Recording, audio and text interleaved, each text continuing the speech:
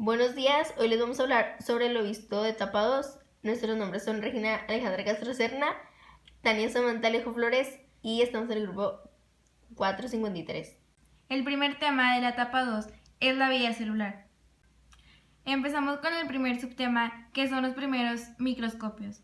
A finales del siglo XVI, los fabricantes de lentes en Europa descubrieron que al usar varios lentes de vidrio en conjunto podrían amplificar los objetos más pequeños y hacerlos visibles. Poco después de haber descubierto eso, se habrían construido los microscopios. En 1665, Robert Hooke, observando el microscopio, una fina lámina de corcho, le pareció que estaba hecho de miles de cuartos diminutos. Los llamó células, porque le recordaban las habitaciones de monasterios, es decir, le recordaban a los cuartos de las cárceles, o mejor dicho, celdas. La teoría celular resumida es en sí cuando la mayoría de los científicos empezaron a investigar, y resumida es que todos los seres vivos están compuestos de células. Las células son unidades básicas de estructura y función de los seres vivos y que todas las células se producen a través de otras células. Exploración de la célula. Microscopios ópticos y teñidos de células. Un microscopio óptico común permite que la luz atraviese un espécimen y usa dos lentes para formar una imagen. El primer lente, llamado lente objetivo, aumenta el tamaño de la imagen del espécimen. La segunda lente es el lente ocular, que amplía la imagen aún más. La mayoría de los seres vivos son transparentes. Este es un problema, por lo cual se soluciona usando el teñido de las células, con el uso de tintes o pigmentos químicos. Algunos tintes son tan específicos que solo revelan compuestos o estructuras dentro de la célula. El segundo subtema de la exploración de la célula son los microscopios electrónicos. Existen dos tipos de microscopios electrónicos, el de transmisión y el de exploración. El de transmisión permite explorar algunas estructuras celulares y moléculas de proteínas grandes y solo pueden atravesar las muestras delgadas. En el microscopio de exploración genera sensacionales imágenes tridimensionales de la superficie del espécimen, sin ser necesario cortar las muestras en capas muy delgadas. Procariotas y eucariotas. Las células se clasifican en dos categorías amplias, dependiendo de si tienen o no un núcleo. El núcleo es una estructura grande rodeada por una membrana que contiene el material genético de la célula en forma de ADN y controla muchas de las actividades de la célula. La célula procariota. Son pequeñas y sencillas. No separan su material genético dentro del núcleo. Realizan cada actividad relacionada con los seres vivos. Crecen, se reproducen, responden al medio ambiente y a veces se deslizan o nadan en líquidos. Las células eucariotas son grandes y complejas. El núcleo separa el material genético del resto de la célula. Contienen docenas de estructuras y membranas internas. Llevan vidas solitarias como organismos unicelulares. Forman organismos grandes como plantas, animales y hongos. Estructura celular. Organización celular. Comparación de la célula con una fábrica. Los diversos orgánulos de la célula se pueden comparar con las máquinas especializadas y las líneas de producción de una fábrica. Las células, al igual que las fábricas, siguen instrucciones y generan productos. El núcleo. El núcleo contiene casi todo el ADN de la célula y junto con él las instrucciones codificadas para crear proteínas y otras moléculas importantes. ¿Qué es la membrana nuclear?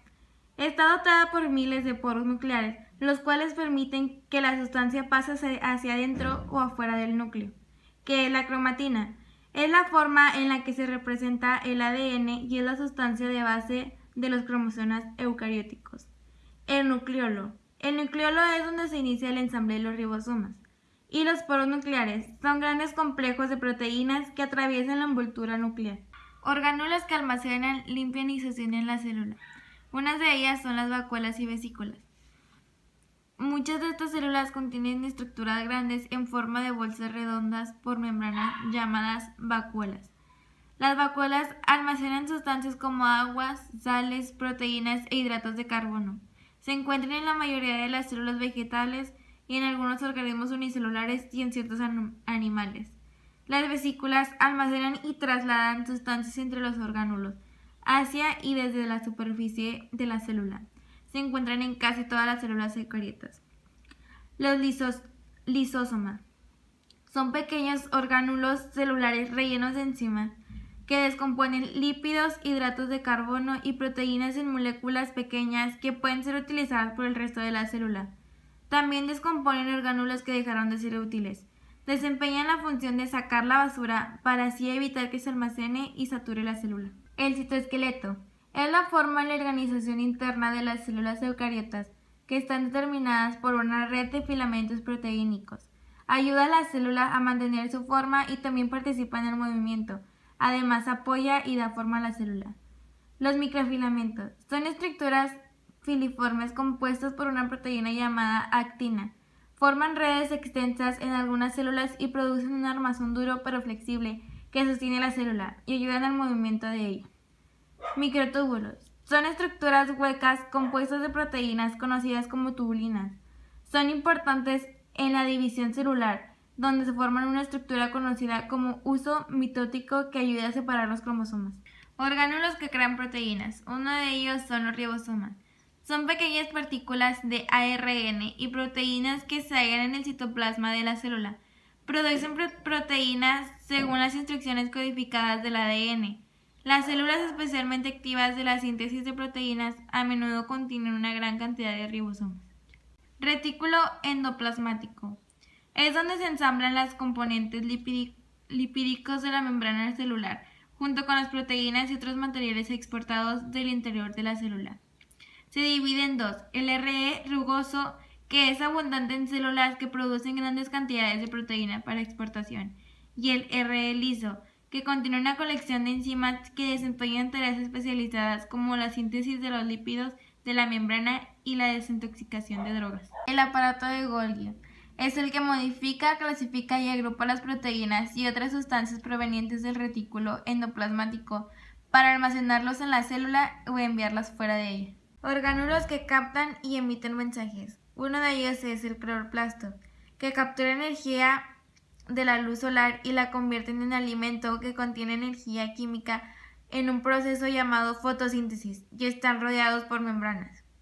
Mitocondrias son las fuentes de energía de la célula que convierten la energía química almacenada en los alimentos en compuestos más apropiados para que la célula los use. Barreras celulares se dividen igual en dos.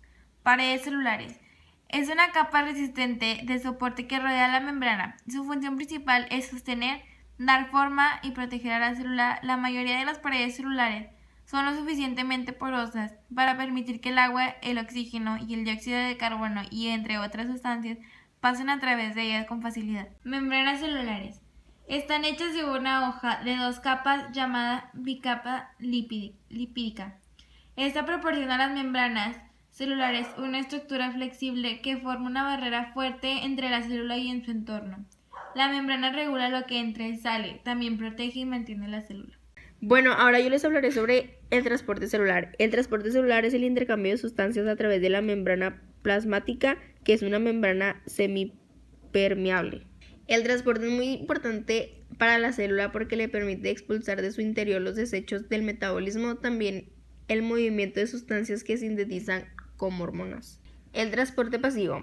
El transporte pasivo es el movimiento de sustancias bioquímicas, atómicas o moleculares a través de membranas de la célula sin necesidad de sobrecargar la energía. La difusión. La difusión es el proceso por el cual las partículas tienden a desplazarse desde un área donde están más concentradas hacia un área donde están menos concentradas. La difusión facilitada es el proceso en el cual las moléculas que no pueden diseminarse en forma directa a través de la membrana pasan a través de canales especiales de la proteína. La osmosis es la difusión de agua a través de una membrana con permeabilidad selectiva. Es el proceso de la osmosis. Al igual que otras formas de difusión, las moléculas se desplazan desde un área mayor de concentración hacia un área de menor concentración. La osmosis se clasifica en tres.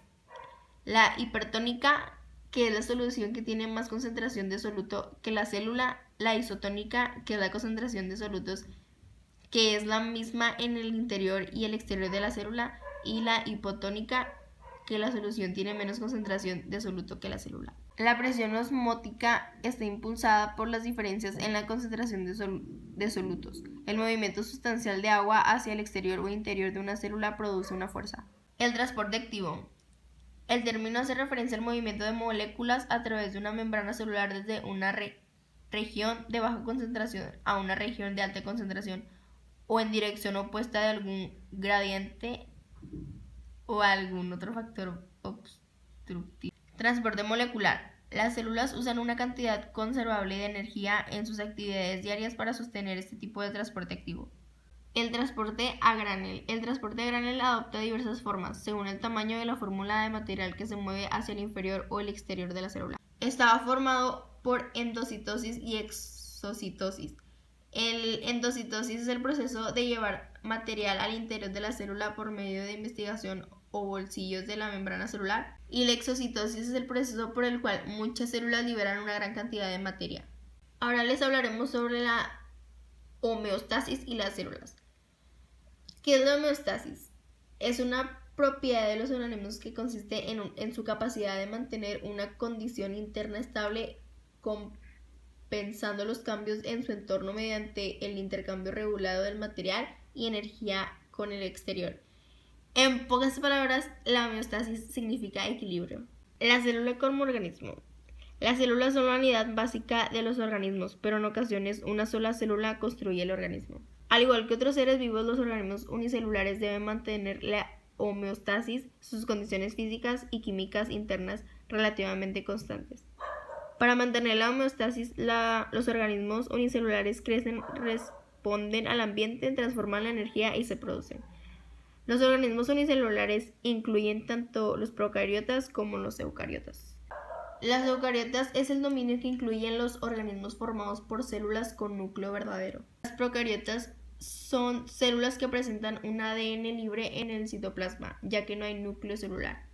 La vida multicelular. Las células son los organismos que se especializan en funciones particulares y se comunican entre sí para mantener la homeostasis. La especialización celular. Las células de los organismos multicelulares son especializadas, tienen diferentes tipos de células que realizan diferentes funciones. Las células vegetales especializadas. Estas células se sintetizan mediante la fotosíntesis y almacenan productos orgánicos en la planta. La mayor parte de la planta tiene lugar en estas células. Células animales especializadas. Estas células están llenas de mitocondrias que producen una fuerte estable ATP que impulsa los cilios ubicados en las superficies superiores para mantener limpios tus pulmones. Niveles de organización. Los niveles de organización de un organismo multicelular, del menos al más complejo, son las células, los tejidos, los órganos y los sistemas de órganos. Un tejido es un grupo de células similares que realizan una función en particular. Órgano, un grupo de tejidos trabajando juntos. Sistema de órganos, es un grupo de órganos que colaboran para realizar una función específica. La comunicación celular. Las células en su organismo grande que se comunican por medio de señales químicas que se transmiten de una célula a otra. Para responder una de estas señales químicas, la célula necesita un receptor al cual pueda sujetar la molécula mensajera.